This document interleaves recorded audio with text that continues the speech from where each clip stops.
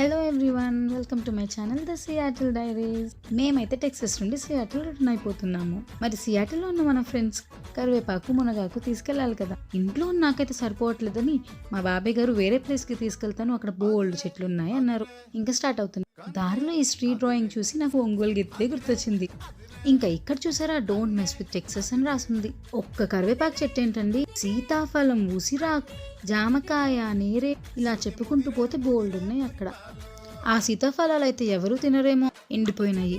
మా తమ్ముడై సీతాఫలాలు తిని కొన్నేళ్ళు అయినాయని ఒక సీతాఫలాన్ని అయితే తీసుకొని వెళ్ళాడు. అసలు ఈ సీతాఫలాల్ని బియ్యంలో పెట్టండి, పండుతాయి అంటారు.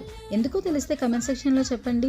అన్నీ ఇలా పిందెలే ఉన్నాయి. ఇంకా కార్తీక మాసంలో ఉసిరి చెట్టు, బిల్వ చెట్లు చూసేసరికి చాలా ఆనందంగా అనిపించింది. నేనైతే ప్రిపేర్ అవ్వలేదు కాబట్టి దండం మాత్రమే పెట్టుకున్నాను. ఇంకా చూసారా మునక్కాయలు ఎలా తీసుకొచ్చామో, అవేమో బ్యాగులలో పట్టవు. ఇంక మా బాబాయ్ గారు నీట్గా వ్రాప్ చేసి ఇచ్చారు.